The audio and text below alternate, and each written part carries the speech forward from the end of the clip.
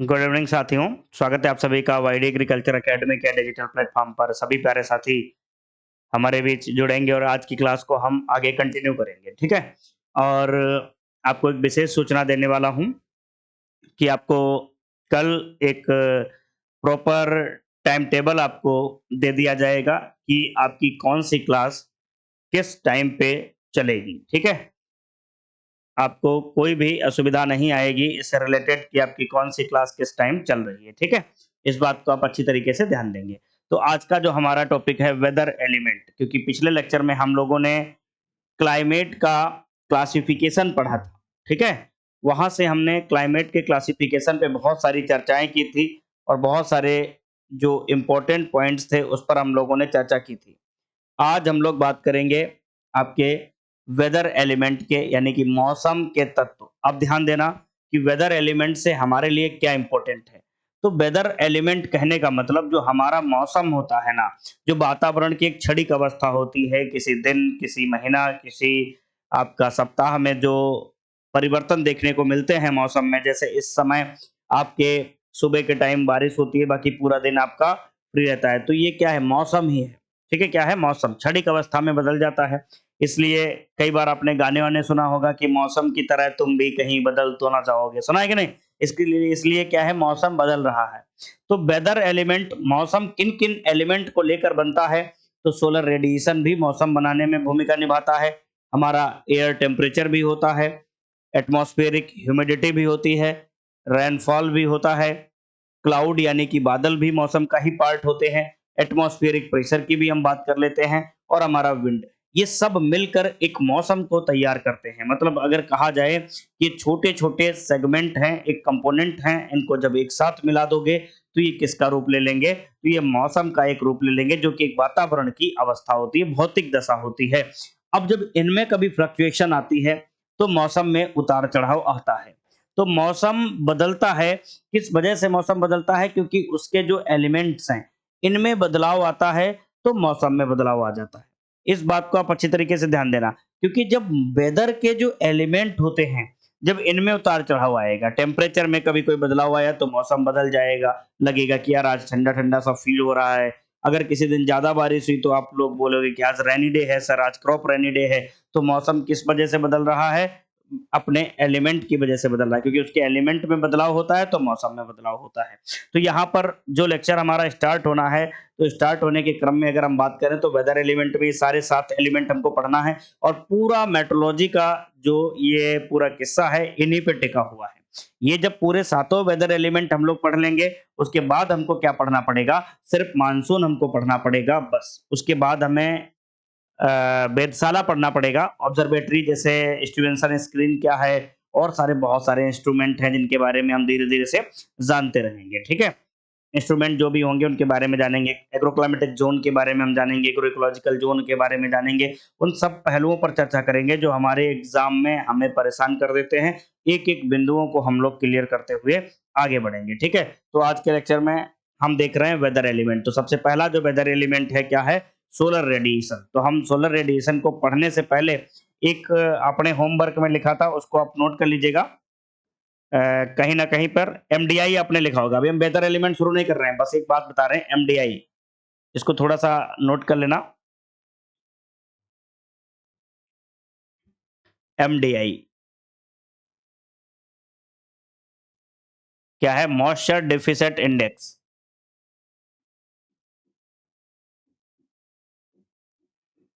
Moisture deficit index. ये क्या था भैया? मॉइस्चर डेफिसिट इंडेक्स, ये क्लाइमेट क्लासिफिकेशन का एक पार्ट है। ये क्लाइमेट को क्लासिफाइड करता है। मॉइस्चर डेफिसिट इंडेक्स हमने बताया था ना कि 0 से लेकर -33.3, -33.3 से लेकर -66.6, फिर -66.6 से ज़्यादा या 100 तक हमने आपको बताया था। तो एमडीआई जो होता है, एमडीआई जो क्या है? Climate classification. ये क्या करता है? क्लाइमेट का क्लासिफिकेशन का एक पार्ट है या बेस है। तो ध्यान देना क्लाइमेट क्लासिफिकेशन इससे किया जाता है। तो ध्यान देना इसको AI CRP on dryland AIP on dryland मतलब all India coordinate research project on dryland agriculture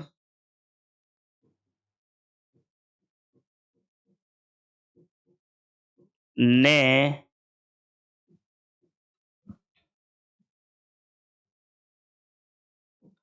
इसी इसी क्लाइमेट क्लासिफिकेशन को इसी क्लाइमेट क्लासिफिकेशन को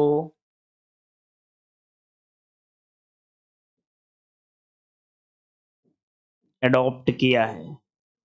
अब यहां से कंफ्यूजन तुम्हें आएगा पक्का। क्या आएगा कंफ्यूजन साहब? तो ध्यान देना भैया, कंफ्यूजन का केंद्र बिंदु क्या बन सकता है कि एक आता है इक्रिसेट ने किस का क्लाइमेट क्लासिफिकेशन को अडॉप्ट किया, तो ट्रोल का क्लासिफिकेशन था। और AICRP ऑन ड्राईलैंड एग्रीकल्चर की बात करेंगे तो ये MDI मॉइस्चर डिफिसिट इंडेक्स जो कृष्णन और सिंह ने जो दिया था। AICRP क्या होता है? All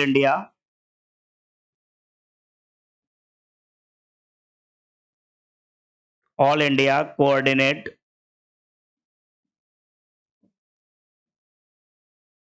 coordinate research project.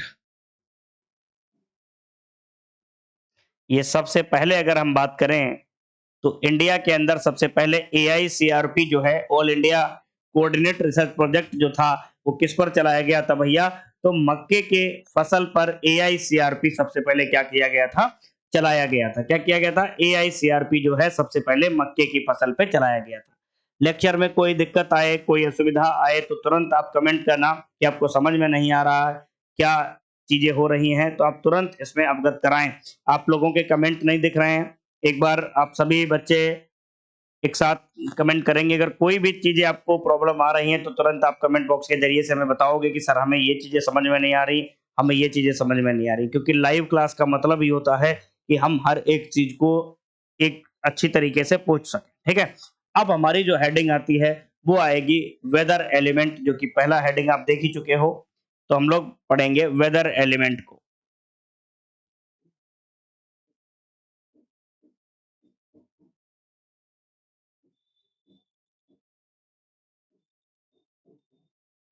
Weather elements. अब वेदर एलिमेंट्स में हम लोग किन किन चीजों को देखेंगे? तो 7 वेदर एलिमेंट्स हमको पढ़ने को पड़ेंगे। इन 7 वेदर एलिमेंट्स को हम लोग एक एक करके देखेंगे। तो नंबर 1 हम बात करते हैं वेदर एलिमेंट्स की, सोलर रेडिएशन।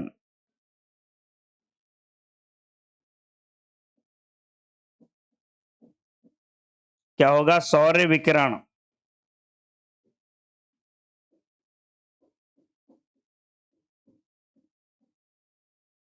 सौर्य विकिरण तो एक सोलर ये हो गया। टेम्परेचर,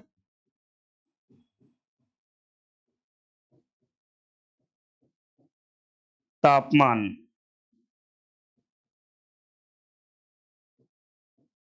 विंड,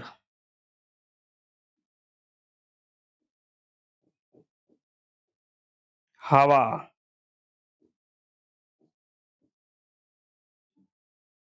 रेनफॉल, वर्षण यानी कि वर्षा। ठीक है, रेनफॉल यानी कि वर्षा। तो कितने एलिमेंट हो गए? 1 2 3 4।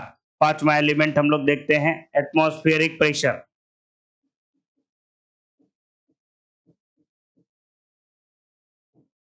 एटमॉस्फेरिक प्रेशर यानी कि वायुमंडलीय दाब। वायुमंडलीय दाब। एक एक करके हम लोग सारी चीजों को बढ़िया से पढ़ेंगे और हर एक सेगमेंट को उसी के साथ तोड़ते हुए चलेंगे। तो एटमॉस्फेरिक प्रेशर की हम लोग ऊपर चर्चा कर लिए। उसके बाद ह्यूमिडिटी, आर्द्रता। एटमॉस्फेरिक ह्यूमिडिटी इसको बोलते हैं, वायुमंडलीय आर्द्रता। और लास्ट में आता है क्लाउड यानी कि बादल। यहाँ पर हम आपको आर्टिफिशियल और नेचुरल दोनों प्रकार के बादल के बारे में बताएँगे। जैसे आप लोग बॉलीवुड में सॉन्ग वगैरह सुनते होंगे कि टिप टिप बरसा पानी, पानी में आग लगाना। तो वो पानी कहाँ अचानक बरसने लगता है बॉलीवुड में सॉन्ग वगैरह में, तो वो कृत्रिम बादल होते हैं, जो वार्म क्लाउड्स सीडेड होते हैं और कोल्ड क्लाउड सीडिंग होती है, वो सब हम आपको बताएँगे। तो ये वेदर एलिमेंट है, इनके ऊपर अपना चर्चा करना है। अभी तक जो हम एग्रोमेटेरियोलॉजी में पढ़ रहे थे, वो बेसिक लेक्चर के तहत हम लोग चीज़ों को ध्यान रख रहे थे। अब हम लोग इसके आगे पढ़ेंगे, एडवांस लेवल में थोड़ा-सा मेटेरियोलॉजी में हम चलेंगे और यहाँ से असली साइंस का शुरुआत होता है। तो धैर्य की पेटी बाँध लीजिएगा, समझदारी का परिचय दीजिएगा, क्योंकि यहाँ से हम बहुत सारी चीज़ों को ऐसे सीखेंगे कि हो सकता है आप पहली बार चीज़ों को सीख रहे हों, हो सकता है आपको ज़्यादा इंटरेस्ट आ जाए, हो सकता है आपका इंटरेस्ट गायब भी हो जाए। तो कुल मिला के पढ़ाई और दवाई दोनों को खाने में ना स्वाद ना इंटरेस्ट नहीं होना चाहिए। देखो ज़िंदगी में ये ध्यान देना होना चाहिए कि वफ़ादार, आज्ञाकारी और समझदार, इन तीनों में सबसे बेस्ट अगर ऑप्शन होना चाहिए तो समझदार होना चाहिए। बच्चा या संतान या हमारा कोई जो नई जनरेशन का जो भी हो, लड़का या लड़की, उसको आज्ञाकारी से ज़्यादा समझदार होना ज़्यादा बेहतर रहेगा, मेरे हिसाब से। आज्ञाकारी तो पशु भी हो सकते हैं, कि तुम अगर कह दो कि ये चम्मच उठा के वहाँ रखो, रख देंगे, ठीक है? पता लगे कर्मकांड बड़े से कर जाएँ कभी ज़िंदगी में। तो आज्ञाकारी से ज़्यादा होता है समझदार बनना। क्या होना? समझदार बनना होना चाहिए। और ध्यान देना, एक सीख लेनी चाहिए हमें समाज से, अपने आप से, हर जगह से, ठीक है? कि किसी के बहकावे में नहीं आना है, अपनी पढ़ाई को बेहतर तरीके से करना है और किस बहेलिया आएगा, इस टाइम जाल बिछाएगा, आप उस जाल में नहीं फँसना। क्या है? आप उस जाल में नहीं फँसना। आप फँसोगे तो वही हाल होगा कि मैं तो तेरा कर्क रेखा सा प्रिय और तू मेरी माही नदी सी, एक बार नहीं तू 2 बार काट के चली गई। तो वो वाला हाल तुम्हारे साथ भी होगा कि कर्क रेखा को 2 बार कौन काटती है? माही नदी काटती है। तो ये ज्योग्राफी का क्वेश्चन भी तुम्हारा तैयार हो गया। इस लाइन से भी आप अच्छे तरीके से समझ में आ गया। आ गया कि नहीं आ गया? बिल्कुल। क्योंकि आप किसी के साथ अगर इमोशन शेयर करोगे ना, फीलिंग्स, और वहां से अगर आपको चीट मिलेगी ना, तो आपके लिए वो बड़ा खतरनाक होता है। और सही मायने में अच्छा साथी मिलना सबकी किस्मत में नहीं होता है। रेयर ही कुछ बिरले लोग होते हैं जिनको बहुत अच्छे, जिनका प्रेम संबंध बहुत अच्छा हो जाता है, बहुत अच्छे साथी मिल जाते हैं, ठीक है? इस चीज़ को हो जाता है कि हाँ, अच्छे-अच्छे लोगों से संगत करनी चाहिए, ताकि हमारे जो स्वभाव, हाव-भाव सब अच्छे होने चाहिए। तो हम लोग पहले वेदर एलिमेंट की चर्चा करेंगे, तो सोलर रेडिएशन के ऊपर हम लोग आएँगे और सोलर रेडिएशन हमारा पहला वेदर एलिमेंट है, सोलर रेडिएशन। यहाँ से भैया जो प्रश्न आपके पेपर में बनेंगे, सारे के सारे हम आपको बताते चले जाएँगे कि कहाँ पे आपको पढ़ना है, क्या इम्पोर्टेंट है आपके लिए। और आप प्रीवियस ईयर का कोई भी क्वेश्चन उठा के देखिएगा। एक बार अगर आप हमारी ईमानदारी के साथ थियरी क्लास पूरी देख लिए और उसके बाद अगर आप पीवाईक्यू लगाएँगे, तो मुझे नहीं लगता कि आपको किसी भी प्रकार की बीमारी नज़र आएगी। आप यूँ ही चुटकियों में सारी चीज़ों को सुलझाते हुए चले जाएँगे। तो सौर विकिरण यानी कि सूर्य के द्वारा विकिरण के माध्यम से हमारे पृथ्वी पर क्या हो रही है? ऊर्जा मिल रही है। तो सौर विकिरण की अगर हम बात करें, सौर्य का विकिरण हो रहा है, तो इसका स्रोत क्या है? अगर हम बात करें तो इसका सोर्स क्या है? तो सौर विकिरण का जो सोर्स होता है, यानी कि जो स्रोत होता है, तो क्या होता है भैया? स्रोत क्या होता है? सूर्य होता है। क्या होता है? सूर्य है सन। अल्टीमेट अगर हम बात करें, कहीं सोते जागते अगर तुमसे कोई क्वेश्चन पूछ ले कि हमारी पृथ्वी पर ऊर्जा का स्रोत कौन सा है, तो सूर्य ही है।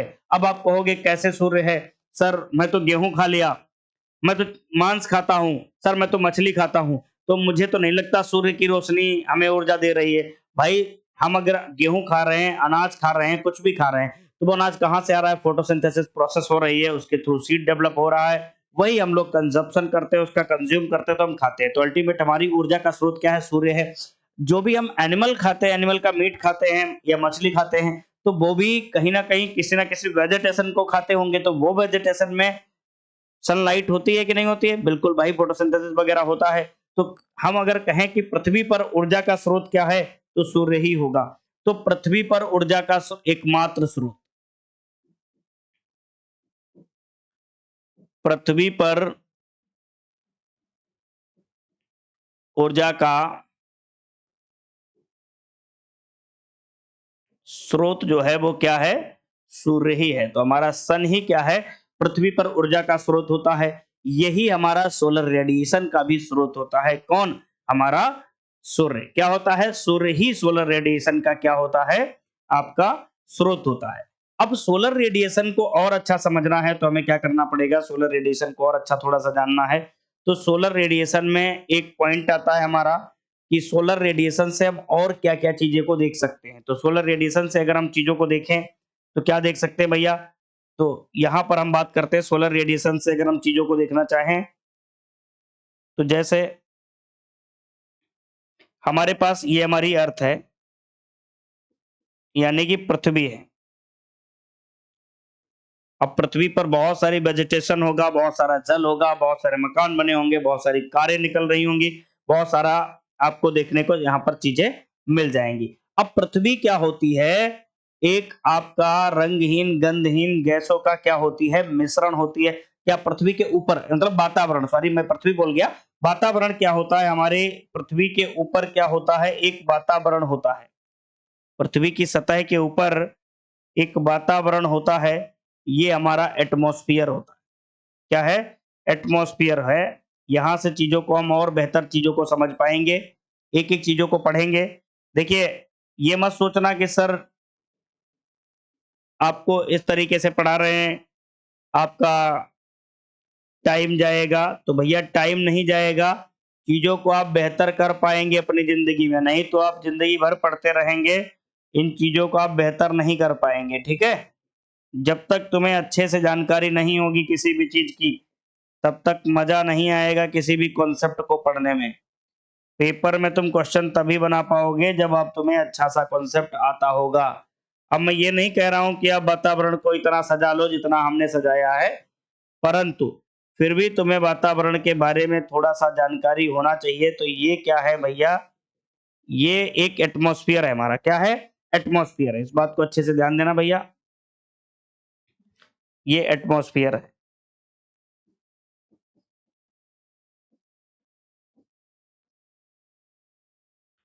इसमें क्या पाया जा रहा है? तो इसमें बहुत सारी गैसेस हैं, बहुत सारे डस्ट पार्टिकल हैं,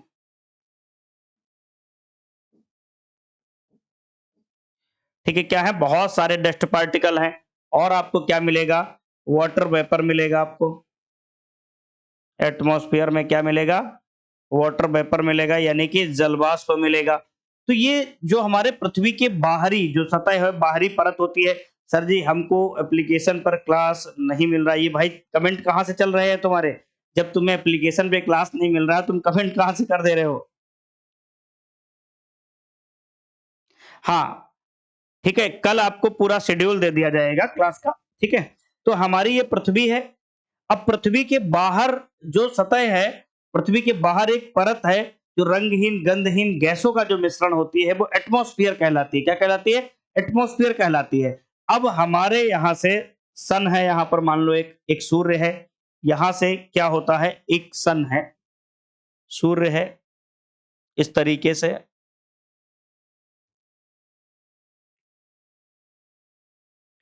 इतना छोटा-सा बना दिया जबकि ये पृथ्वी से कई गुना बड़ा होता है सूर्य, ठीक है? परंतु इस पे अगर हम बनाएँगे तो सूर्य भगवान नाराज़ हो जाएँगे, तो हम छोटा-सा ही बना लेते हैं, इस बात को आप अच्छी तरीके से ध्यान देंगे, ठीक है? चलिए, अब देखते हैं कि इसमें हमें सन बनाना है, सन जिसे हम सूर्य कह देते हैं,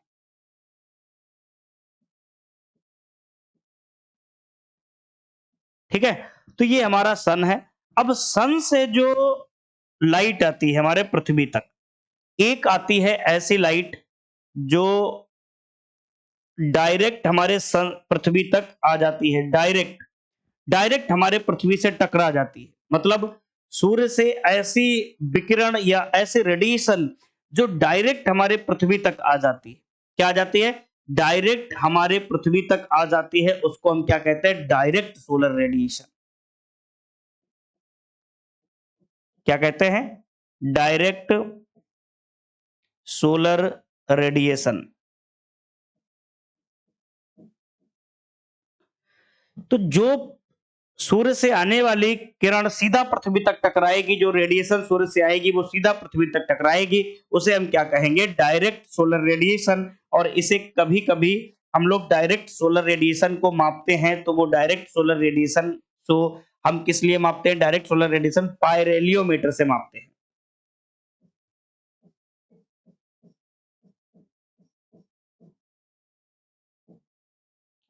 पायरेलियोमीटर से क्या करते हैं? इसका मापन करते हैं। तो अगर कभी ये वाला पॉइंट आ जाए तो आप इसको मेंशन कर लेना। तो डायरेक्ट सोलर रेडिएशन किसे कहेंगे? जो सूर्य से सीधा रेडिएशन पृथ्वी पर आती है। अब बहुत सारी रेडिएशन पृथ्वी पर आएंगी इस तरीके से। पृथ्वी पर रेडिएशन मान लो आएगी इस तरीके से, और यहां वातावरण में आके क्या होगी? इस तरीके से फैलना, इस तरीके से फैलना, इस तरीके से फैलना स्टार्ट कर देगी। ठीक है, इस तरीके से स्कैटर्ड होने लगेगी, स्कैटर्ड होने लगेगी। इस तरीके से पृथ्वी की सतह तक बहुत धीरे धीरे जा पाएगी, इधर उधर फैलते हुए ये पृथ्वी की सतह तक आएगी। ठीक है, इस तरीके से इसमें आपको बहुत धीरे से ये बहुत देर तक इधर उधर जाके, मतलब डायरेक्ट पृथ्वी पर नहीं आ रही है, पृथ्वी के वायुमंडल में जैसे ये प्रवेश करती है और वायुमंडल में ये स्कैटर्ड हो जाती है, इधर उधर फैल जाती है, छितर बितर जाती है, तो इसे हम क्या बोलेंगे? Diffused solar radiation. क्या बोलेंगे इसे? सेम कहेंगे diffused solar radiation. Diffused solar radiation इसे बोलते हैं। और इसे ही क्या बोलेंगे? स्काई सोलर रेडिएशन, क्योंकि आसमान में रहता है तो स्काई रेडिएशन इसको बोलते हैं। स्काई रेडिएशन इसे बोलेंगे। क्या बोलेंगे? स्काई रेडिएशन बोलेंगे। अब आप कई बच्चे कहेंगे सर इसकी हिंदी लिखवा दीजिएगा। तो ये डिफ्यूज सोलर रेडिएशन का मतलब होता है वितरित या विक्षेपित या प्रसन्नित करके जो सोलर विकिरण होता है, सौर विकिरण होता है। तो आप मेरे हिसाब से इसको इंग्लिश में ही याद रखिएगा, ये डिफ्यूज सोलर रेडिएशन या स्काई सोलर रेडिएशन होता है। अब कई बार सूर्य से जो किरणें आती हैं, ठीक है, कई बार जो सूर्य से किरणें आती हैं इस प्रकार से, ये क्या होती हैं? सूर्य से जो किरणें आ रही हैं इस प्रकार से हमारे पृथ्वी पर टकरा रही हैं। ठीक है, हमारे पृथ्वी पर टकरा रही हैं, सूर्य से जो किरणें आ रही हैं इस तरीके से आ रही हैं और पृथ्वी पर टकरा रही हैं, तो कुछ पार्ट पृथ्वी में क्या होता है? अवशोषित हो जाता है। कुछ पार्ट जो पृथ्वी में है अवशोषित हो जाता है, मतलब पृथ्वी की सतह में अवशोषित।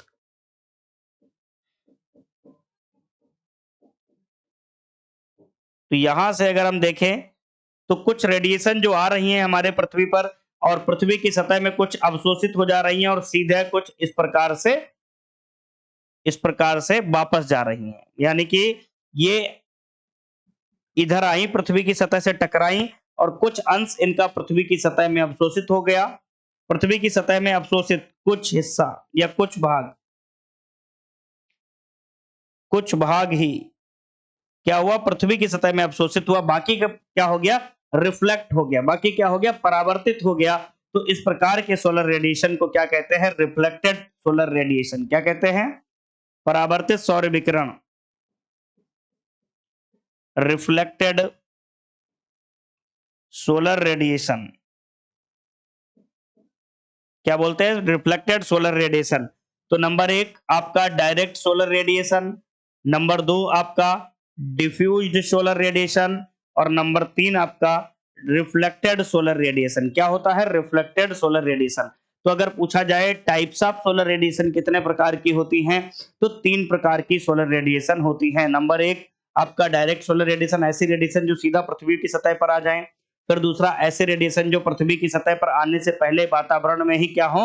इधर उधर छितरित वितरित हो जाए, मतलब ये स्कैटर्ड हो जाए, फैल जाए, वातावरण में ही धीरे धीरे से पृथ्वी की सतह तक आए, उनको हम डिफ्यूज सोलर रेडिएशन या फिर स्काई रेडिएशन कहते हैं। कुछ ऐसी सतह जो किरणें विकिरण जो पृथ्वी की सतह पर टकरा कर कुछ भाग इसका पृथ्वी की सतह पर अवशोषित होता है, बाकी रिफ्लेक्ट हो जाता है, तो उसे बोलते हैं हम रिफ्लेक्टेड सोलर रेडिएशन। इसे कहीं ना कहीं हम लोग एल्बिडो भी कह देते हैं। क्या कह देते हैं? इसे कहीं ना कहीं हम एल्बिडो भी कह देते हैं।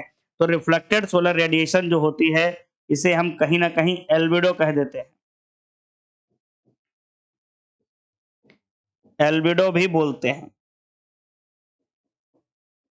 अब एल्बिडो क्या होता है अभी हम आपको बताएंगे, पहले आप इनको जानिएगा धीरे धीरे से। तो अब आप समझ में आ गया कि सोलर रेडिएशन कैसे क्या होता है, क्या क्या चीजें होती हैं। अभी हम और आगे हम आपको सोलर रेडिएशन से रिलेटेड बहुत सारी चीजों को बताएंगे। बस अपना ध्यान रखिएगा कि सोलर रेडिएशन कितने प्रकार की होती है। तो टाइप्स ऑफ सोलर रेडिएशन अगर हम बात करें, सोलर रेडिएशन के टाइप्स की अगर हम बात करें तो कितने होते हैं, तो यहीं पे सोलर रेडिएशन के टाइप्स लिख लो कि सोलर रेडिएशन के अगर हम बात करें टाइप्स,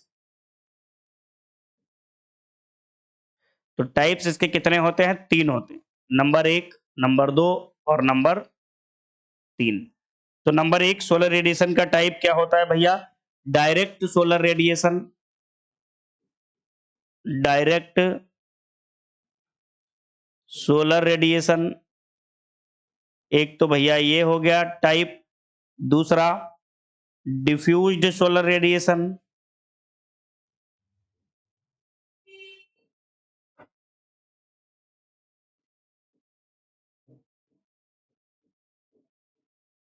और उसके बाद एक आता है आपका reflected solar radiation, reflected solar radiation. ठीक है, रिफ्लेक्टेड सोलर रेडिएशन, तो इसका आधा लिख दिया हम। तो 3 प्रकार की जो सोलर रेडिएशन होती हैं वो आप अच्छी तरीके से ध्यान दे लेंगे। रिफ्लेक्टेड सोलर रेडिएशन, इस तरीके से सारी चीजों को हमने मेंशन कर लिया। तो 3 प्रकार होते हैं सोलर रेडिएशन के, तीनों प्रकार हमने देख लिया। अब कुछ और भी सोलर रेडिएशन होती है, जैसे टेरेस्ट्रियल रेडिएशन एक होता है, एक नेट रेडिएशन हो जाता है, इनको भी हम लोग ध्यान दे लेते हैं। अब बात आती है टोटल सोलर रेडिएशन को किससे मापते हैं, तो ये तो रिफ्लेक्टेड सोलर रेडिएशन वगैरह हो गया। आगे हम लोग बढ़ेंगे तो यहां तक हमने बस देखा कि सोलर रेडिएशन है क्या और कितने प्रकार का सोलर रेडिएशन होता है, ये थोड़ी सी जानकारी हमने जानने की कोशिश की। ठीक, आगे हम लोग बढ़ेंगे, कुछ और भी पहलुओं पर चर्चा करेंगे। तो पेपर में कभी आ जाए कि सोलर रेडिएशन कितने प्रकार का होता है, डायरेक्ट, डिफ्यूज और रिफ्लेक्टेड सोलर रेडिएशन कैसे कैसे होता है, सारी चीजों को हमने आपको बता दिया। अब आगे हम चीजों को और अच्छे से समझते हैं कि और भी चीजों को हम लोग जानने का प्रयास करते हैं कि उसके बाद और भी चीजें कोई रेडिएशन के बारे में हम लोग जानकारी लेते हैं। जैसे ये हमारी अर्थ है, हमारी पृथ्वी है,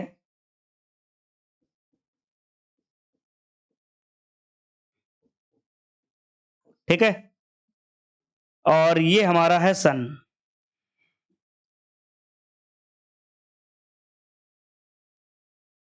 एक एक इमेज में बहुत सारी चीजें समझ में नहीं आती, इसलिए हम यहाँ पर दूसरा इमेज क्रिएट कर रहे हैं, तो इस बात को ध्यान देना भैया। ये पूरा क्लास हमारा इसी पर आधारित होगा।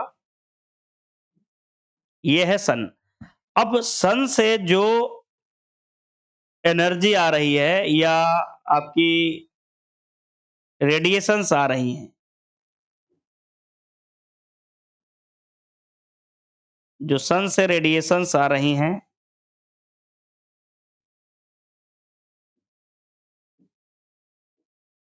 ठीक है, तो इस तरीके से हम चीजों को यहां पर समझेंगे और जानने का प्रयास करेंगे।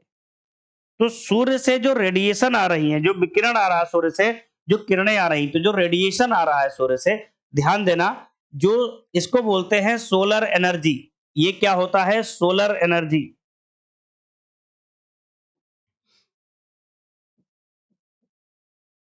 सोलर एनर्जी या इसे बोलते हैं सनलाइट। क्या होती है, सनलाइट होती है। अब ये सोलर एनर्जी या सनलाइट जो होती है ट्रेवल करती है, ट्रेवल करती है तो दो माध्यम से ये ट्रेवल करती है। एक तो ये माध्यम से ट्रेवल करेगी तो electro magnetic waves, electromagnetic waves यानी कि विद्युत चुंबकीय तरंगें, विद्युत चुंबकीय तरंगें किस रूप में, विद्युत चुंबकीय तरंग के रूप में।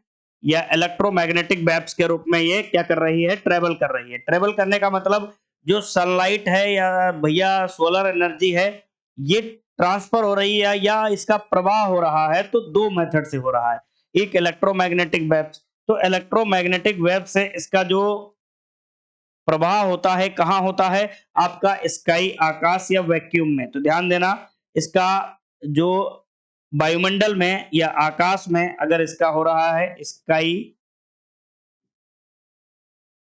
या फिर वैक्यूम, निर्वात की स्थिति में स्काई या वैक्यूम में जो सूर्य का एनर्जी होगा, उसका प्रवाह होगा, वो आपका इलेक्ट्रोमैग्नेटिक वेव्स के रूप में होता है। किसके रूप में? इलेक्ट्रोमैग्नेटिक वेव्स के रूप में होता है। दूसरा इसका ट्रेवल का जो तरीका होता है वो एनर्जी पार्टिकल के तरीके से होता है। किसके रूप में होता है? एनर्जी पार्टिकल, यानी कि ऊर्जा कण के रूप में होता है। Energy particles,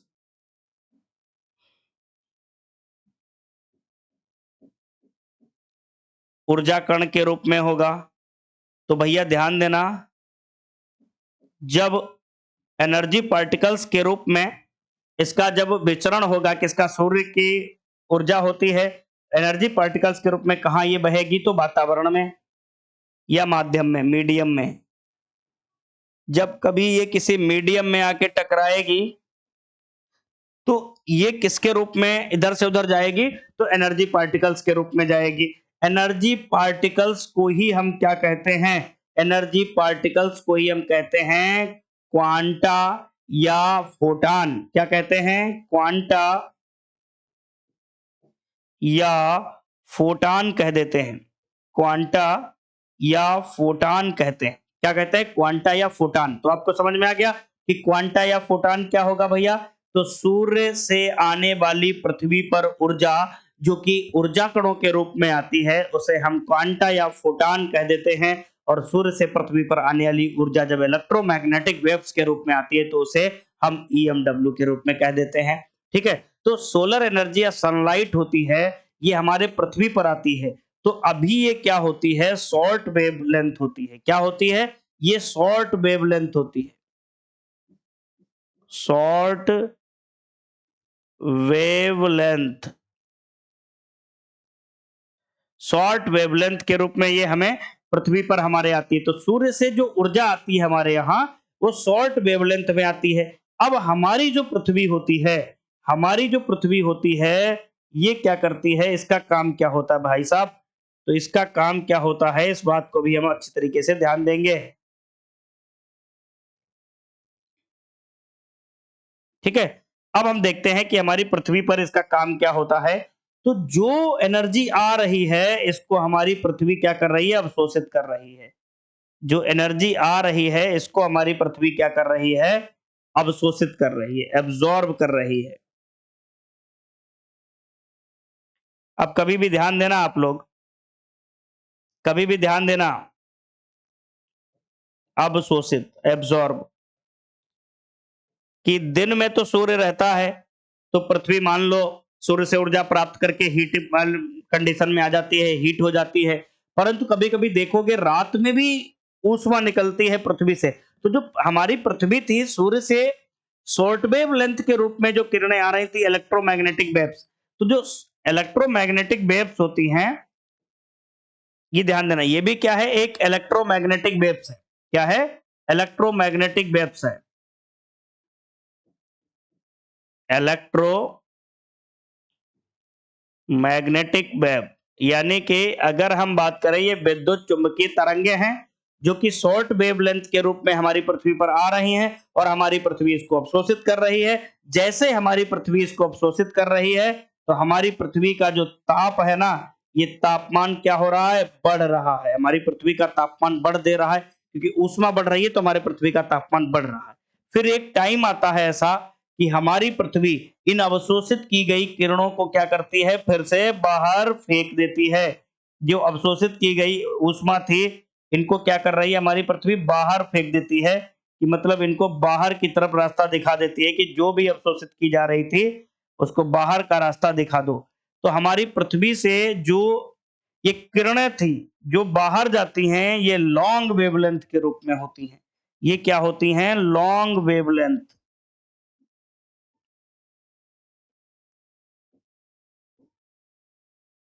long wavelength radiation होती है। क्या होती है? Long wavelength radiation. तो भैया ये लघु नहीं, ये दीर्घ तरंग धैर्य वाली जो विकिरण होती हैं, ये पृथ्वी से हमारे लॉन्ग वेवलेंथ के रूप में जाती है। किसके रूप में? लॉन्ग वेवलेंथ के रूप में।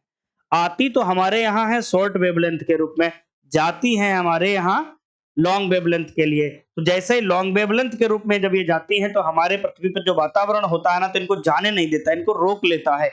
तो हमारे वातावरण का जो तापमान बढ़ जाता है, इससे ग्रीन हाउस इफेक्ट और ग्लोबल वार्मिंग जैसी घटनाएं होती हैं, जो हम आपको बाद में बताएंगे। और ये जो किरणें जो बाद में जाती हैं लॉन्ग वेवलेंथ के रूप में, इन्हें ही हम बोलते हैं टेरेस्ट्रियल रेडिएशन। क्या बोलते हैं इसे? Terrestrial radiation. तो टेरेस्ट्रियल रेडिएशन क्या होगा? आपको भली भांति समझ में आ गया होगा कि अगर कभी पूछ लिया जाए कि टेरेस्ट्रियल रेडिएशन क्या होता है, तो शॉर्ट वेवलेंथ के रूप में पृथ्वी पर आई हुई किरणें, जिनको पृथ्वी कुछ मात्रा में अवशोषित करती है, फिर इन्हें लॉन्ग वेवलेंथ के रूप में जब वापस इन्हें भेजती है वायुमंडल में, तो ये हमारा रेडिएशन किस प्रकार का होता है? इसे हम टेरेस्ट्रियल रेडिएशन कह देते हैं। क्या कह देते हैं? टेरेस्ट्रियल रेडिएशन कह देते हैं। ठीक। थोड़ा सा टॉपिक टफ है, मगर इन चीजों को अगर हम बढ़िया सीरियस लेके पढ़ेंगे, तो हमें नहीं लगता कि हमें कभी गलत हो जाएगा। अब अगर बात करें हम टोटल रेडिएशन, जितनी भी सूर्य से आ रही है, तो टोटल सोलर रेडिएशन को किससे मापेंगे? टोटल सोलर रेडिएशन को हम किससे मेजर करेंगे? तो टोटल सोलर रेडिएशन को पायरेनोमीटर से हम लोग मेजर करेंगे। किससे? पायरेनोमीटर।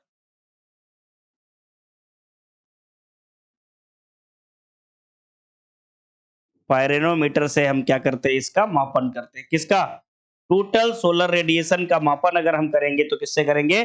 पायरेनोमीटर से करेंगे। अब अगर कभी क्वेश्चन आ जाए कि भैया नेट सोलर रेडिएशन क्या, या नेट रेडिएशन क्या होता है? नेट रेडिएशन क्या होता है? अगर कभी पूछ लिया जाए कि नेट रेडिएशन क्या होता है, तो आपको बताना चाहिए कि नेट रेडिएशन क्या होता है साहब। तो नेट रेडिएशन की अगर हम बात करते हैं, तो ग्लोबल ग्लोबल सोलर, यानी कि वैश्विक सौर विकिरण, global solar radiation and solar radiation, global solar radiation and solar radiation के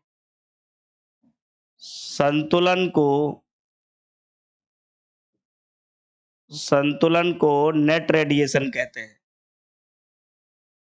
नेट रेडिएशन कहते हैं।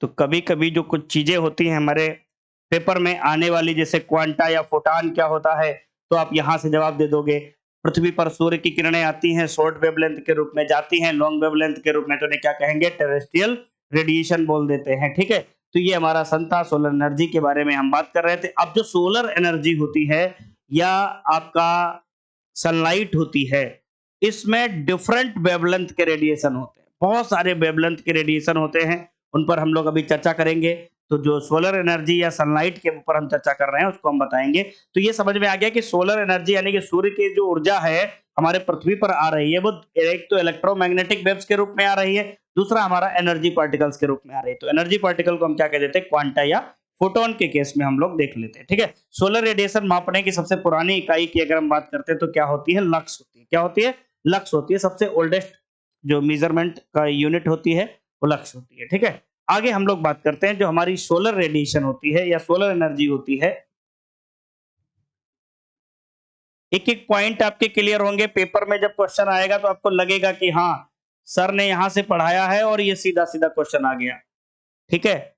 तो सनलाइट की हम बात कर लेते हैं, या सोलर एनर्जी की बात कर लेते हैं। तो ध्यान देना भैया, सनलाइट या सोलर एनर्जी जो होती है, सनलाइट या सोलर एनर्जी, इसमें डिफरेंट वेवलेंथ रेडिएशन होती है विभिन्न तरंगदैर्घ्य की विकिरण जो होते हैं डिफरेंट, बात करते हैं सोलर एनर्जी या सौर ऊर्जा की बात करते हैं तो डिफरेंट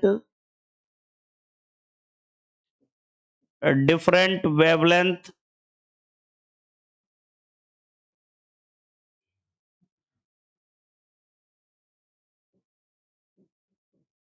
की रेडिएशंस होती है, डिफरेंट वेवलेंथ की रेडिएशंस होती है किसमें, आपके सोलर एनर्जी जो सूर्य से ऊर्जा आती है ना उसमें बहुत सारे वेवलेंथ की यानी कि विभिन्न तरंगदैर्घ्य की विकिरण या किरणें होती हैं, विभिन्न तरंगदैर्घ्य की किरणें जो होती हैं सौर ऊर्जा में होती हैं। तो सोलर एनर्जी का मतलब होता है सौर ऊर्जा, इसमें बहुत सारे वेवलेंथ की रेडिएशन हमें देखने को मिलती हैं। जैसे तो इसका एक क्रम आता है हमारे वेवलेंथ की रेडिएशन का, तो वेवलेंथ की रेडिएशन का जो क्रम होता है तो हम लोग देखते हैं गामा रेज, गामा रेज, उसके बाद हम लोग बात करते हैं इसकी वेवलेंथ जो होती है बहुत कम होती है, गामा रेज हो गया, एक्स रेज हो गया, इससे भी कम होती है हमारी किसकी, ultraviolet rays UV rays, और इससे भी कम होती है विजिबल रेडिएशन या विजिबल रेज, विजिबल रेज इससे भी कम होती है, मतलब इससे ज्यादा होती, विजुअल रेज से ज्यादा होती है इंफ्रारेड की।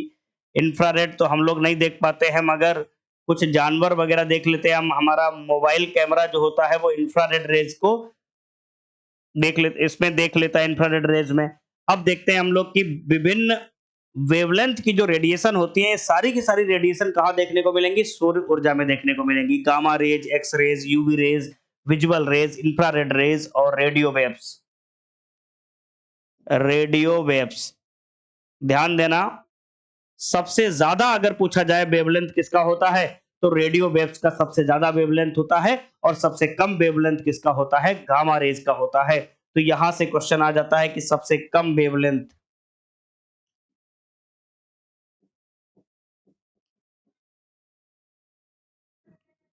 सबसे कम वेवलेंथ, हिंदी गलत लिख जा रही है, सबसे कम वेवलेंथ, आज का लेक्चर कह रहा है कि हमें इंग्लिश में ज्यादा लगाओ, तो सबसे कम वेवलेंथ किसकी होगी, गामा रेज की होगी। सबसे ज्यादा वेवलेंथ किसकी होगी, रेडियो वेव्स की होगी। तो सर्वाधिक वेवलेंथ,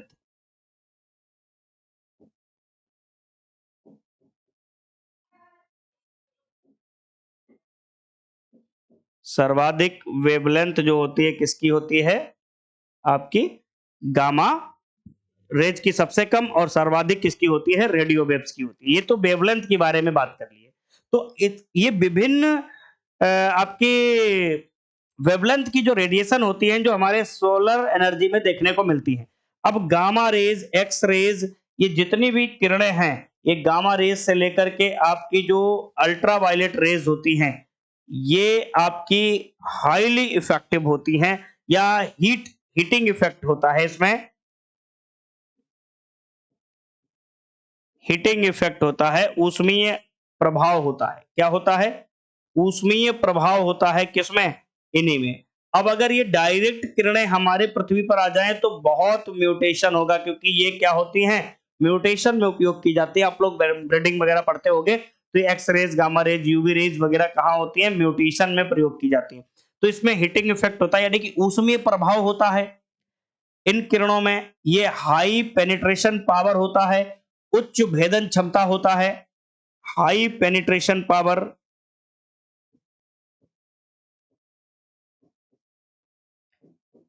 हाई पेनिट्रेशन पावर होता है इनके अंदर, यानी कि उच्च भेदन क्षमता होता है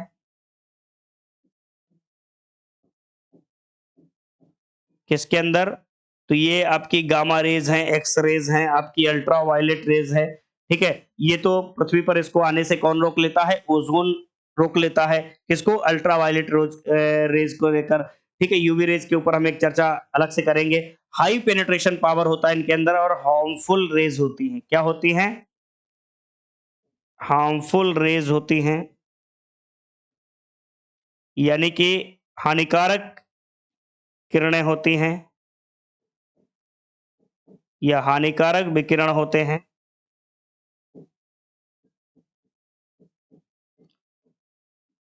कौन-कौन सी आपकी हानिकारक किरणें होती हैं? आपकी एक्स रेज, गामा रेज और अल्ट्रावायलेट रेज किरणें, हानिकारक किरणें होती हैं ये तीनों। ये जो होती हैं विजिबल रेज, इंफ्रारेड रेज और रेडियो वेव्स, ये हानिकारक नहीं होती, ये हार्मफुल नहीं होती हैं। कौन से? विजिबल रेज वगैरह। अब विजिबल रेज जो होता है यहीं पर सारी चीजें दिखाई पड़ती हैं।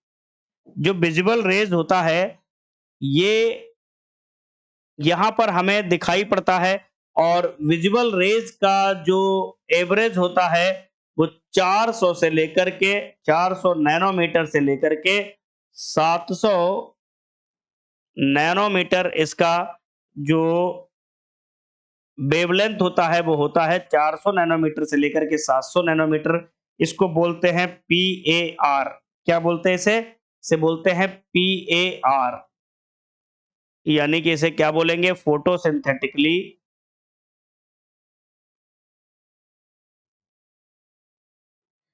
Photosynthetically active radiation. Active radiation यानी कि प्रकाश संश्लेषण भी यही होता है। ठीक है, प्रकाश संश्लेषण के लिए किरणें मानी जाती हैं। यही इसी किरणों में हम लोग देख पाते हैं सब कुछ। विजिबल रेज में ही हम लोग सब कुछ देख पाते हैं। PAR वगैरह को हम लोग अच्छे से जान पाते हैं। तो कई बार इंपॉर्टेंट क्वेश्चन है कि हमारे लिए इंपॉर्टेंट, कृषि के लिए कौन सी रेज इंपॉर्टेंट है या हमारे लिए कौन सी इंपॉर्टेंट है? तो आपकी विजिबल रेज है, क्योंकि यहीं पर पौधे फोटोसिंथेसिस करते हैं, यहीं पर किरणें हमें दिखाई पड़ती हैं। तो PAR की जो मापन होता है PAR का, ये किससे हम लोग ज्ञात करते हैं? क्वांटम सेंसर से हम लोग इसको ज्ञात करते हैं। तो PAR को मापते किससे हैं? तो क्वांटम सेंसर। क्वांटम सेंसर से हम लोग क्या करते हैं? PAR वैल्यू को मापते हैं, या हम आइंस्टीन आइंस्टीन भी इसकी क्या होती है? यूनिट होती है, इकाई होती है। इससे हम लोग क्या करते हैं? PAR की वैल्यू को हम लोग देख लेते हैं। अब जो विजिबल रेज होता है, आपने देखा होगा बचपन में, विजिबल रेज में कुछ इस प्रकार से आपको दिखते हैं। VIVGYOR, ये इस प्रकार से आपको दिखते होंगे। तरंगदैर्घ्य के आधार पर ये पूरा सीक्वेंस ऑर्डर होता है। तो विजिबल रेज में आपको इंद्रधनुष, आपको सबसे अच्छा इसका उदाहरण मिल जाएगा। जो सूर्य से किरणें आती हैं, उन किरणों में सिर्फ हम विजिबल रेज में ही हम चीजों को देख पाएंगे। हम किसी जानवर को देखते हैं, किसी मकान को देखते हैं, किसी ऑडी कार को देखते हैं, किसी हार्ले डेविडसन बाइक को देखते हैं, तो हमें विजिबल रेज के माध्यम से ही वो सारी चीजें दिखाई पड़ती, क्योंकि सूर्य से आने वाली बहुत सारी किरणें होती हैं, उनमें हमें कुछ नहीं दिखाई पड़ेगा, सिर्फ विजिबल रेज में दिखाई पड़ेगा। अब विजिबल रेज में हमें विभिन्न प्रकार के रंगों की पट्टियां, एक प्रिज्म देखे होंगे आप लोग, जब वहां से श्वेत धारा को गुजारेंगे तो प्रिज्म में बहुत सारी पट्टियां इधर उधर छितर बितर जाती थी। तो ये विबग्योर होता है, इसका एक सीक्वेंस होता है। क्या सीक्वेंस होता है जरा हम देखेंगे। वी का मतलब क्या होता है, इसको थोड़ा सा ध्यान दे लेंगे। वी का मतलब होता है वायलेट। ठीक है, इससे ज्यादा तरंग दैर्घ्य किसकी होती है? वायलेट से ज्यादा इंडिगो। फिर इंडिगो से ज्यादा किसकी होती है? वी फॉर ब्लू की। और ब्लू से ज्यादा किसकी होती है? जी फॉर ग्रीन की। और ग्रीन से ज्यादा किसकी होती है? तो ध्यान देना भैया, तो ग्रीन से ज्यादा किसकी होती है? वाई फॉर येलो की। वाई फॉर येलो की होती है। और येलो से ज्यादा किसकी होती है? तो आपकी ओ फॉर ऑरेंज। और ऑरेंज से ज्यादा किसकी होती है? और फॉर रेड। तो ध्यान देना, सर्वाधिक तरंग दैर्घ्य किसकी होगी? तो लाल रंग की होगी। और सबसे कम तरंग दैर्घ्य आपकी बैंगनी रंग की होगी। तो सबसे कम तरंग दैर्घ्य सबसे कम तरंग दैर्घ्य अगर पूछा जाए किसकी होती है तो बैंगनी रंग की होती है, और सर्वाधिक तरंग दैर्घ्य किसकी होगी तो लाल रंग की होती है। तो ये आपको यहाँ से भी क्वेश्चन आपको क्लियर हो जाएगा कि सर्वाधिक तरंग दैर्घ्य किसकी होगी तो लाल रंग की होगी। ये फिजियोलॉजी का पार्ट है थोड़ा-सा यहाँ पर, परंतु यहाँ पर हम लोग यहाँ पर एग्रोनॉमी में कवर कर लेते हैं। तो जो विजिबल रेज़ होती है हमें कहाँ से दिखाई पड़ती है? हमारे जो सूर्य से ऊर्जा आती है, ऊष्मा आती है, किरणें आती हैं, वहीं पर विजिबल रेज़ भी आती है। ये वेवलेंथ के आधार पर घटता हुआ क्रम है। ये इधर बढ़ता हुआ क्रम है, इधर कम, फिर ज़्यादा, लास्ट वाला सबसे ज़्यादा, रेडियो वेव्स का सबसे ज़्यादा वेवलेंथ होता है। ये कहानी हम आपको बता रहे हैं। हो सकता है आपको ये चैप्टर, ये क्लास हो सकता है आपको टफ लगे, परंतु इन चीजों को बेहतर समझना ही हमारे लिए बहुत उपयोगी होता है। तो अब हमने देखा कि विजुअल रेज में ही हम और हमारे पौधे क्या करते हैं, अपना जीवन यापन कर लेते हैं, उनको देख पाते हैं, फोटोसिंथेसिस करते हैं। तो वो पीएआर की वैल्यू पूछी जाती है, फोटोसिंथेटिकली एक्टिव रेडिएशन कितना नैनोमीटर के बीच होता है, 400 से लेकर के 700। विजुअल रेज में हमारा जो तरंगदैर्घ्य होती है अलग अलग कलर की अलग अलग होती है, तो हमें इस तरीके से देखने को मिल सकता है। तो ये चीजें हमने देखा, सौर विकिरण के बारे में, सोलर रेडिएशन के बारे में देखा, टाइप्स ऑफ सोलर रेडिएशन को पढ़ा, सारी चीजों को हमने बेहतर तरीके से जानने का प्रयास किया। अब हम थोड़ा सा और भी एक आध दो चीजों पर चर्चा करने वाले हैं, जैसे एक होता है सोलर कांस्टेंट, सौर स्थिरांक, वो क्या होता है उस पर भी हम लोग चर्चा करेंगे। तो आगे हम लोग बात करते हैं, सोलर कांस्टेंट के ऊपर चर्चा करते हैं। सौर स्थिरांक,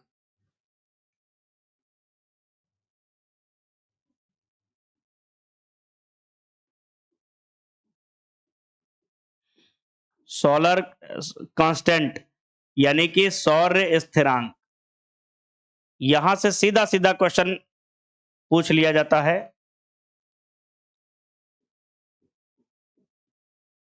सौर स्थिरांक, ठीक है, क्या होता है सौर स्थिरांक?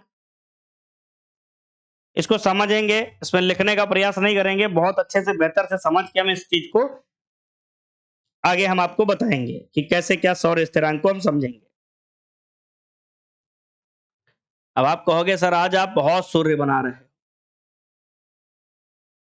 बिल्कुल, ये आज की कहानी हमारे सूर्य और पृथ्वी पर ही संबंधित है।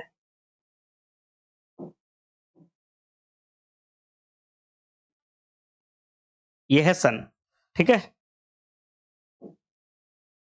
और यह है पृथ्वी।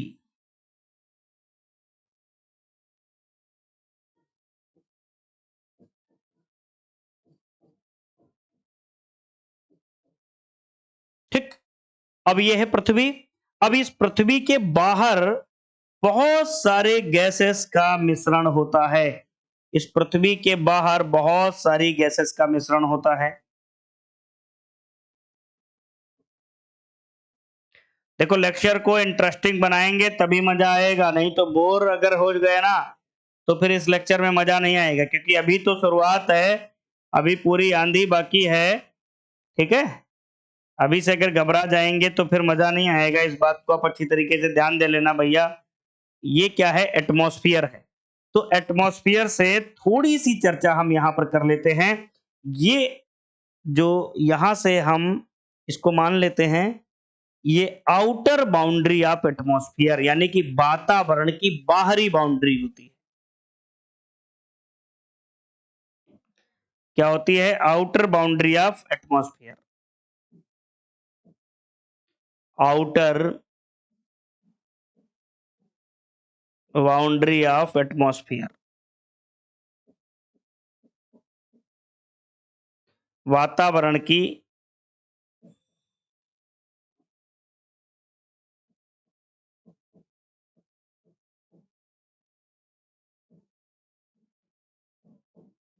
बाहरी बाउंड्री या सतह या सीमा, ठीक है। वातावरण की बाहरी सीमा के ऊपर हम चर्चा करेंगे या बाउंड्री के ऊपर चर्चा करेंगे। तो ये वातावरण की बाहरी बाउंड्री है। अब मान लेते हैं इस बाउंड्री में हम सिर्फ इतना अंश लेते हैं, इतना। अब ये कितना एरिया है? तो ये एरिया है हमारा 1 स्क्वायर सेंटीमीटर। ध्यान देना, हमारे वातावरण की बाहरी बाउंड्री पर 1 स्क्वायर सेंटीमीटर पर सूर्य से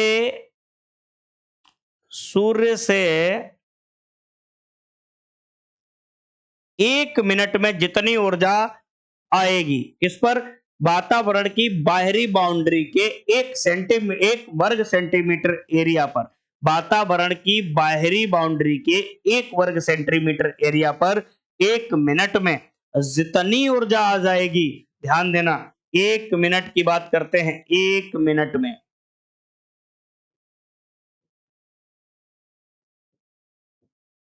1 मिनट में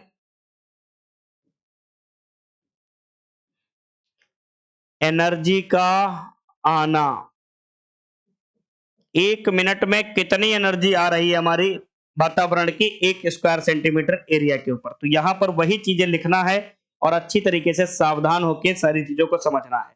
हमने क्या लिखा, सूर्य से वातावरण की बाहरी बाउंड्री के 1 स्क्वायर सेंटीमीटर एरिया पर 1 मिनट में जितनी सूर्य की ऊर्जा आ जाती है उसे ही सोलर कांस्टेंट कहते हैं।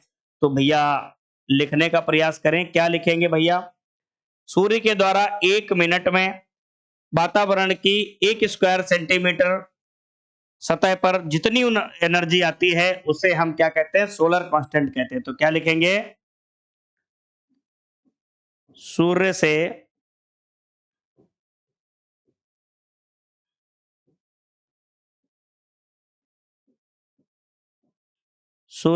एटमॉस्फेयर की 1 वर्ग सेंटीमीटर स्क्वायर, सूर्य से एटमॉस्फेयर की 1 वर्ग सेंटीमीटर स्क्वायर बाहरी बाउंड्री पर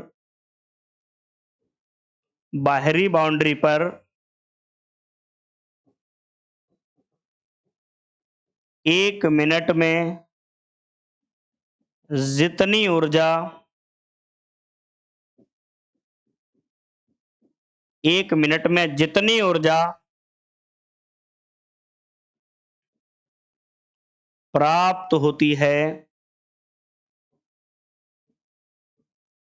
उस ऊर्जा को सोलर कांस्टेंट कहते हैं। उस ऊर्जा को सोलर कांस्टेंट कहते हैं। क्या बोलेंगे भैया, उस ऊर्जा को सोलर कांस्टेंट बोलेंगे। इस बात को आप अच्छी तरीके से ध्यान देंगे। तो भैया सोलर कांस्टेंट आपसे सीधा पेपर में पूछ लिया जाता है, इस बात को आप अच्छी तरीके से ध्यान देना भैया सोलर कांस्टेंट के ऊपर। इसका जो वैल्यू होता है सोलर कांस्टेंट का, तो ध्यान देना भैया, इसका जो वैल्यू होता है 1.94 कैलोरी प्रति वर्ग सेंटीमीटर एरिया प्रति मिनट। ये क्या है, एसआई मात्रक है, इंटरनेशनल एसआई मात्रक है, ध्यान देना ये एसआई यूनिट है। क्या है, एसआई यूनिट है। और सीजीएस पद्धति में अगर इसका मात्रक देखें तो 1353 वाट पर स्क्वायर मीटर, ये क्या है, सीजीएस यूनिट है, सीजीएस यूनिट है। तो सोलर कांस्टेंट का जो मान है वो इस तरीके से आप याद रखोगे।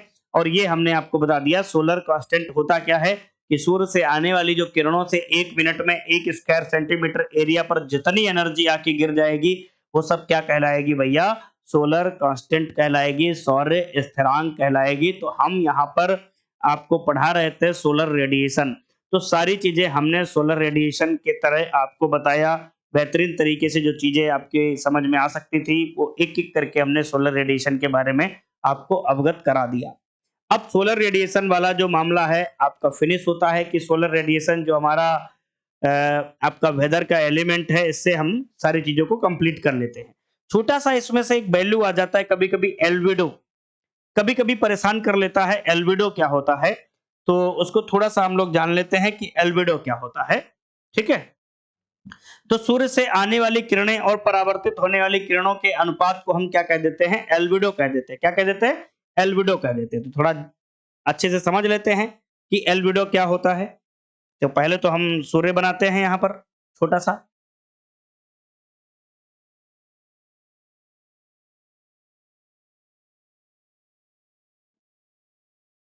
ठीक है भैया, छोटा सा सन बना लेते हैं यहाँ पर। आज के लेक्चर में यहीं तक हम रखेंगे, फिर कल अपने विंड टेम्परेचर वगैरह को आगे चर्चा में ले लेंगे, क्योंकि फिर एक दिन में बहुत सारी चीजें आपको अपच भी कर जाएंगी।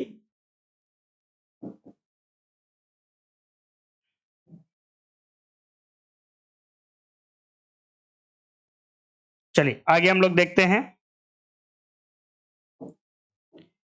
कि ये है सन, मुस्कुराता हुआ सूर्य है, और ये है पृथ्वी। क्या है? ये है पृथ्वी।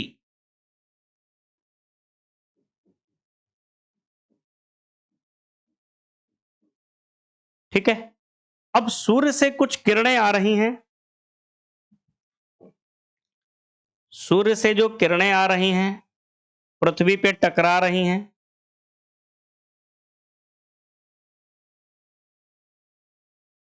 ये सूर्य से किरणें आ रही हैं, पृथ्वी पे टकरा रही हैं, और पुनः कुछ किरणें जो हैं वो वापस जा रही हैं। पुनः कुछ किरणें जो हैं वापस जा रही हैं। ठीक है, तो कुछ आने वाली किरणें जिसे हम इंसिडेंट रेडिएशन बोलते हैं या इनकमिंग रेडिएशन बोलते हैं। क्या बोलते हैं इन्हें? Incoming radiation. जैसे तुम्हारे पास कॉल आती है तो एक होता है आउटगोइंग, एक होता है इनकमिंग। तो ये क्या है? इनकमिंग रेडिएशन या इंसिडेंट रेडिएशन। इंसिडेंट रेडिएशन, इसको बोलते हैं आपतित किरणें। क्या होती है? आने वाली किरणें या आपतित किरणें। आपतित किरणें या आने वाली किरणें। सूर्य से आने वाली किरणों को इनकमिंग रेडिएशन या इंसिडेंट रेडिएशन कहते हैं, और ये हमारी पृथ्वी पर आती हैं। पृथ्वी की सतह इनको एब्जॉर्ब करती है या फिर सीधा रिफ्लेक्ट भी कर देती है, तो इनको बोलते हैं reflected radiation. Reflecting radiation, reflecting radiation. इसे क्या बोलेंगे? परावर्तित किरणें। परावर्तित किरणें, ध्यान देना, जो हमारी सैटेलाइट वगैरह होती हैं वो रिफ्लेक्टेड किरणों का ही उपयोग करती हैं। जो हमारा रिमोट सेंसिंग सैटेलाइट वगैरह जो होता है परावर्तित किरणों का ही उपयोग करते हैं। तो ध्यान देना भैया, किसी भी पृथ्वी की सतह के बारे में जानना है तो जो रिफ्लेक्टेड किरणें जो ऊपर जाती हैं वायुमंडल में, इन्हीं को अवशोषित करती हैं कौन? हमारी सैटेलाइट है, रिमोट सेंसिंग है, इन्हीं किरणों का उपयोग करती है। तो अगर हम लिखना चाहें तो लिख सकते हो कि जो सैटेलाइट्स हैं, रिमोट सेंसिंग है, रिमोट सेंसिंग में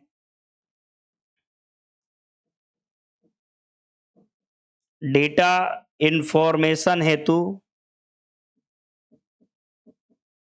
डेटा इंफॉर्मेशन हेतु रिफ्लेक्टेड रेडिएशन का प्रयोग किया जाता है। रिफ्लेक्टेड रेडिएशन का उपयोग किया जाता है। रिफ्लेक्टेड रेडिएशन का उपयोग किया जाता है। तो अब अगर कभी पूछ लिया जाए इनमें कौन से रेडिएशन का उपयोग किया जाता है, तो रिफ्लेक्टेड रेडिएशन का उपयोग किया जाता है। किसमें? हमारे उपग्रह जो होते हैं और हमारा रिमोट सेंसिंग वगैरह जो भी हम लोग देखते हैं, इसमें क्या होता है भैया? हमारा रिफ्लेक्टेड सोलर रेडिएशन को ही उपयोग करते हैं। तो इनकमिंग रेडिएशन और रिफ्लेक्टेड सोलर रेडिएशन के अनुपात को ही हम क्या कह देते हैं? हमारा एल्बिडो कहला देता है। तो भैया यहाँ पर हेडिंग हमारी होगी एल्बिडो। तो इसको हिंदी में भी एल्बिडो कहते हैं और इंग्लिश में भी एल्बिडो कहते हैं। एल्बिडो। ठीक है? क्या होता है एल्बिडो अभी हम आपको बताते हैं। तो भैया एल्बिडो की अगर कभी परिभाषा पूछ ली जाए तो क्या लिखोगे? तो एल्बिडो की परिभाषा अगर कभी पूछ लिया जाए, एल्बिडो, तो एल्बिडो का पहले तो फार्मूला हमें याद होना चाहिए। क्या होता है भैया फार्मूला? इनटू में 100 तो कभी भूलना नहीं चाहिए एल्बिडो के फार्मूले में। तो फार्मूला क्या होगा? रिफ्लेक्टेड सोलर रेडिएशन बटे इनकमिंग सोलर रेडिएशन। रिफ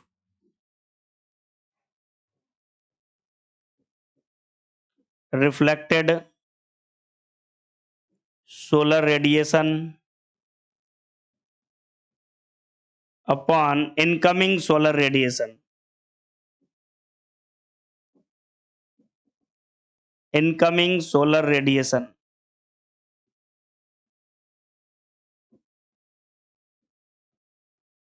इनकमिंग सोलर रेडिएशन। तो रिफ्लेक्टेड सोलर रेडिएशन और इनकमिंग सोलर रेडिएशन के अनुपात को ही हम क्या कह देते हैं? एल्बिडो कह देते हैं। तो अगर एक लाइन में हम बात किए कि एल्बिडो के बारे में केसेस में हम लोग जानकारी लिए, तो एल्बिडो का फार्मूला ये सामने निकल कर आ गया। अब बहुत सारी चीजों का एल्बिडो वैल्यू कभी-कभी पूछ लिया जाता है। तो गौर से देखिएगा, जो काला-काला टैंक होता है हमारे घर में, पानी-वानी अगर उसमें रख दो, तो वो जल्दी गर्म हो जाता है। जल्दी गर्म होता है कि नहीं होता है? बिल्कुल, इसका मतलब काली सतह का जो एल्बिडो वैल्यू होगा कम होगा कि ज्यादा होगा? कम होता। कारण? आप बताओगे कारण क्यों? क्योंकि वो उसमें रिफ्लेक्ट कम करता है वो रेडिएशन को। काली जो सतह होती है, ब्लैक सरफेस, वो आपका क्या होता है? रिफ्लेक्ट कम करेगा, तो इस बात को ध्यान देना। तो ब्लैक बॉडी जो भी होंगी, ब्लैक बॉडी,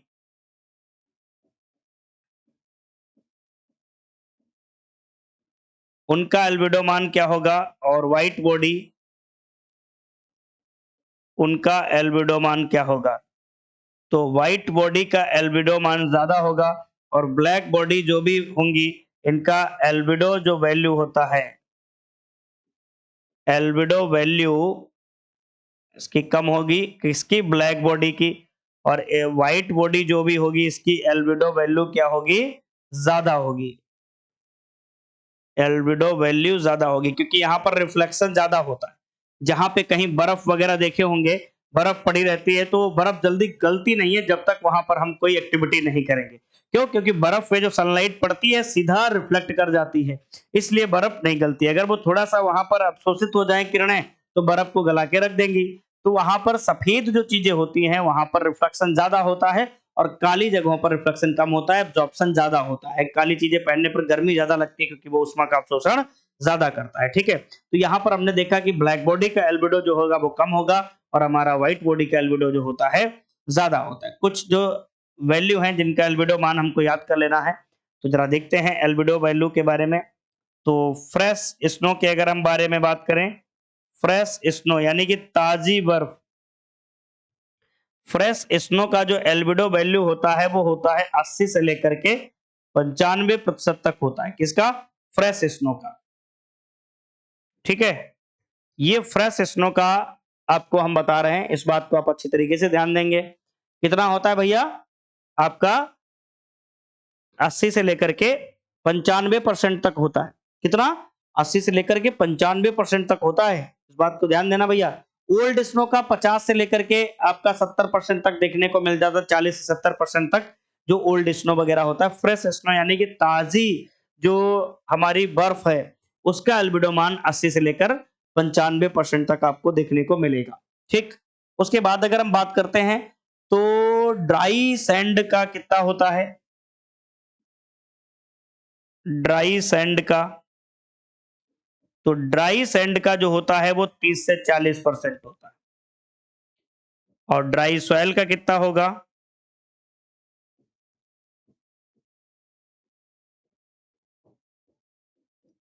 तो ड्राई सॉइल का होगा 20 से लेकर के 30। ग्रीन वेजिटेशन और क्रॉप का कितना होता है, मतलब हरी वनस्पति?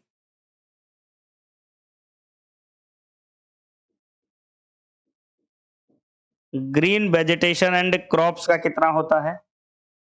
तो इसका होता है 20 से लेकर के 25% तक होता है। फॉरेस्ट का कितना होता है? तो 10 से 20% होता है। फॉरेस्ट का होता है 10 से 20%। वाटर का कितना होता है? 5 से 10%। 5 से लेकर के 10% तक होता है। ये एल्बिडो का वैल्यू है जो आप अच्छी तरीके से इनको देख सकते हो और याद कर सकते हो। तो आज का जो लेक्चर था हमारा वेदर एलिमेंट के ऊपर था और वेदर एलिमेंट में हमने जो पढ़ा आपको सोलर रेडिएशन पढ़ाया। इसमें क्या-क्या आपको बताया हमने कि सोलर रेडिएशन क्या होता है, कितने प्रकार का होता है, इनको किससे-किससे हम लोग मेजर करते हैं, सोलर कांस्टेंट क्या होता है, एल्बिडो क्या होता है, इन सब बातों पर हम लोगों ने चर्चा किया। आपकी डिफरेंट वेवलेंथ की जो रेज होती हैं उनके बारे में हमने बताया, फोटोसिंथेटिकली एक्टिव रेडिएशन के बारे में हमने बताया, ये सारी चीजें हमने बताया। अगर सोलर रेडिएशन ना होता तो हमारे यहाँ बाष्पोत्सर्जन, बाष्पीकरण और पृथ्वी का जो तापन है, ये सब चीजें जो घटनाएं होती, ये बाधित हो जाती। क्या होती? बाधित हो जाती। इसलिए सोलर रेडिएशन बहुत इंपॉर्टेंट है हमारे मौसम के लिए, बहुत अहम एलिमेंट के रूप में हम इसको देखते हैं। तो आगे का लेक्चर हम अपने कल की क्लास में कंप्लीट करेंगे। आज के लिए इतना ही। सभी बच्चों को प्यारी-प्यारी शुभ रात्रि। मिलते हैं अगले एक नए लेक्चर के साथ और सभी साथी मन लगा के पढ़ाई करिएगा क्योंकि समय और इन सब चीज़ों का विशेष ध्यान रखना है और एकदम अच्छी तरीके से सारी चीज़ों को कवर कर लेना है। एक बार कमेंट करके बताइएगा सारी चीज़ें आपको समझ में आ रही हैं कि नहीं आ रही हैं? अगर चीज़ों को समझने में कोई दिक्कत आ रही है तो हमें एक बार ज़रूर कमेंट करके बताइएगा, ठीक है? मिलते हैं फिर अगली एक नई क्लास में और एक नई ऊर्जा, नए जोश के साथ। धन्यवाद सभी को।